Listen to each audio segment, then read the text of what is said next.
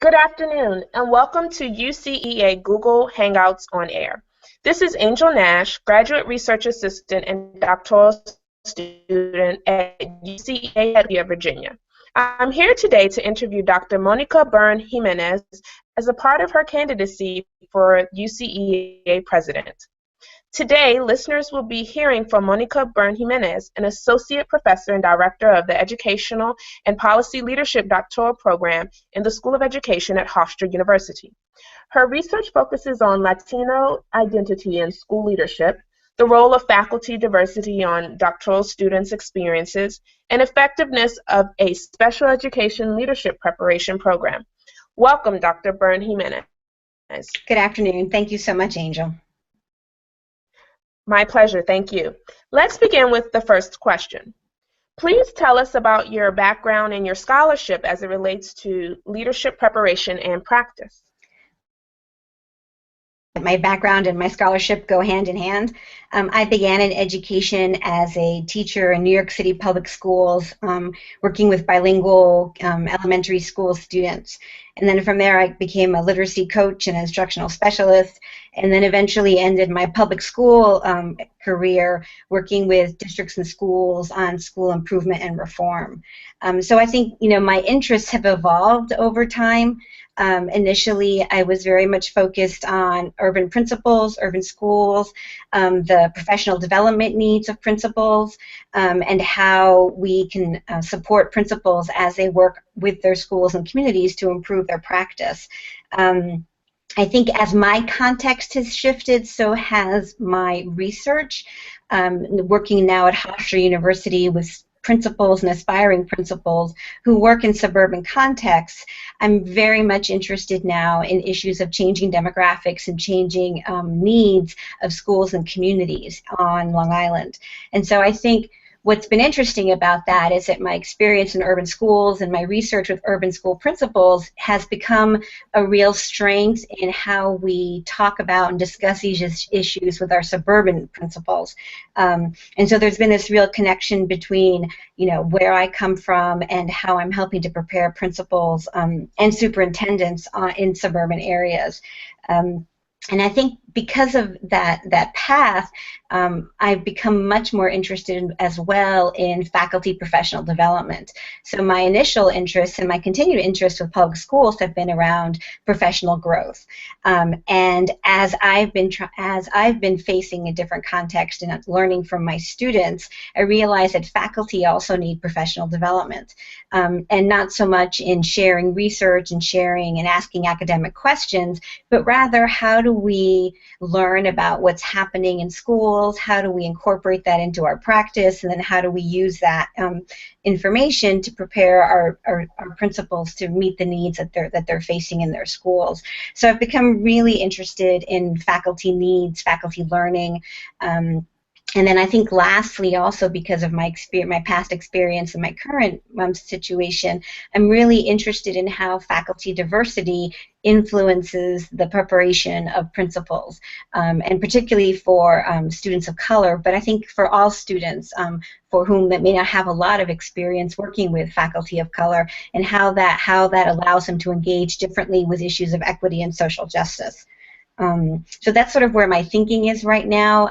I expect my research to continue to evolve as the context continues to shift, not just in my area, but across the country.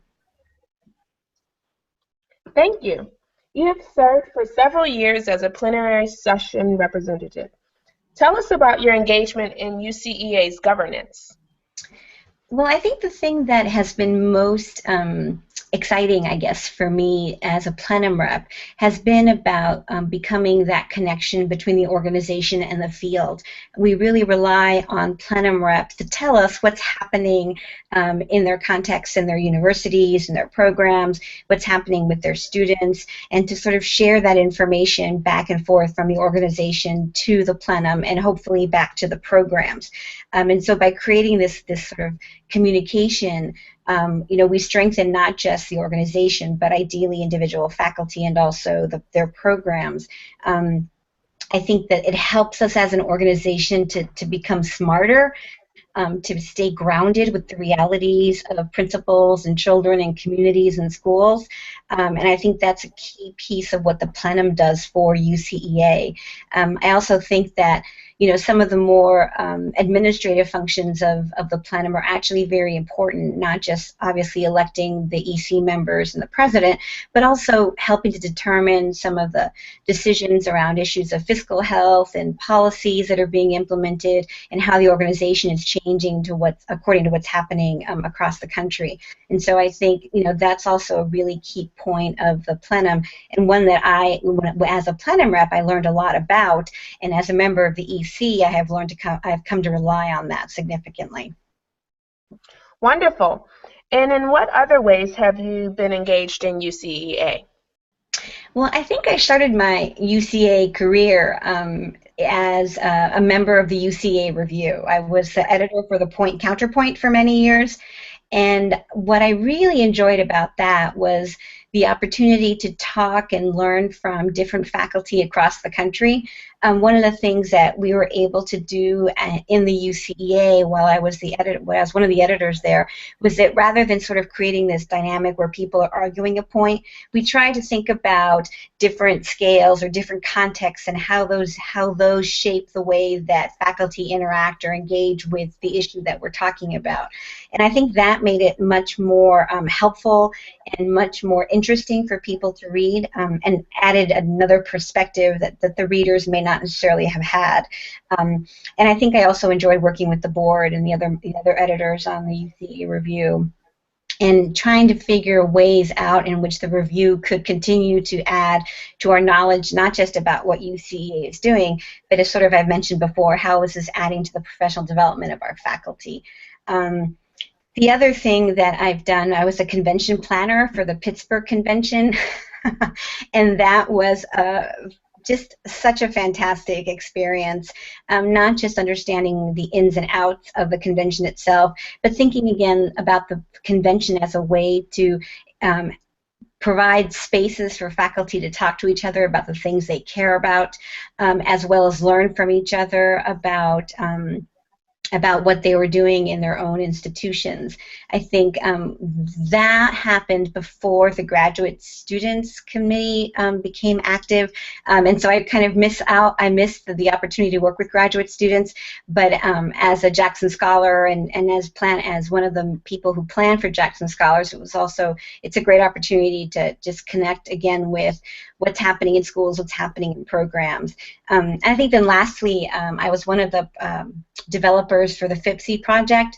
My colleague and I worked to develop a powerful learning module around leadership for ELLs. And I think ELLs and the growing number of ELLs, particularly in suburban contexts, is something that kind of loops back to what I was saying before in terms of my own research and scholarly interests. So as a bilingual educator and as someone who is bilingual, I have a different perspective on English language learners and their needs and sort of what those experiences are like for children in schools. So we developed a module in order to help faculty who are teaching aspiring principals as well as current principals some of the pillars of what schools need to be able to do in order to meet the learning needs of ELLs. Great. Can you discuss with us your scholarship, research projects, teaching, and/or service that can inform the work of UCEA, particularly the work of the president? Well, I think I think understanding and connecting the needs of faculty and the changing contexts of schools is a piece of it. The other piece of it is principals, learning needs, principal professional development. And then the other two pieces, one which I haven't talked about much, which is around preparing principals for special education contexts, which is also a growing challenge that many principals are facing, along with ELLs. It sort of positions, I'm sort of at the center of all of these things that are what we are all working on together. I think also as UCEA, and as president of UCEA, bringing that knowledge and those personal experiences as well as those scholarly experiences can help inform not just the EC but also the entire plenum and the direction that UCEA takes. I think one of the things that we need to do is become the voice of, and I'm actually not just become, but continue to become, the voice of communities when it comes to leadership, when it comes to policy, and understanding what those needs are, specifically, as I said, concerning ELLs and special ed populations. So I think, in a strange way, those four things work together as a way to really inform the work that we do as an organization, as well as the work that we do as scholars. And just to wrap up, can you share the reasons why you have chosen to run for president and your vision for the future of UCEA? Well, I think, the thing that I keeps coming back to in my mind is that we are in the same position that we are preparing principals for, in the sense that there's a rapidly changing context. There are children and communities that are in our care, and we have to be able to respond to those in ways that are equitable and just. And so I think the same issues that we are preparing our principals for and superintendents are the issues that we're grappling with as an organization. We have grown tremendously in the past decade. The number of institutions that are now UCEA members is, I think we're at 100 now. Interest continues to be high in being members of UCEA. So for faculty and programs, it's clear that they have a need to come together, learn from each other, share research, and continue to develop an agenda for the organization. I think we need to continue to be active in policy and shaping how policy is enacted, not just in our institutions, but in states and districts across the country. And I think we have to use that and as a lever for which to become a greater voice at the table. We're often consulted after the fact, and once policies are being shaped, and we're asked to advise different organizations on the policies that they're creating. And I think it's become important that we need to be more proactive in getting our ideas and our research out. And I think that's something that we've been facing for several years now. But the context is changing so quickly that I think we often get sort of, as I said, we're asked at the end after policies have been shaped to add our voices to it. And I think we need to become more vocal at the table. We need to be more proactive in meeting the needs of students and principals and representing those when we're at the table. I think we need to become sort of more astute in forecasting changes that are happening across the country in education.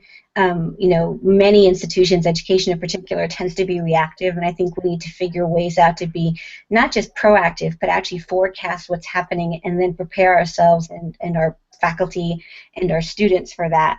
I think we also have a responsibility to make sense of what's happening for ourselves. I think, often in our effort to be responsive, we find ourselves, running towards the edge.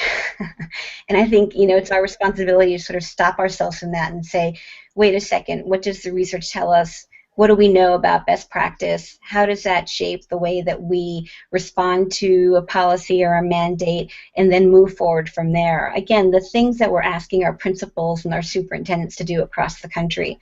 I think that having been outside of public schools for 10 years now, it's a different place, and I think I am very active in being in schools, talking to my students, consulting with my students around things that they're facing.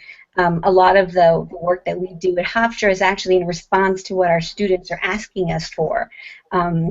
So we've developed courses and programs to be more responsive to that, and I think that kind of openness to what the field needs is something that I can bring to the table.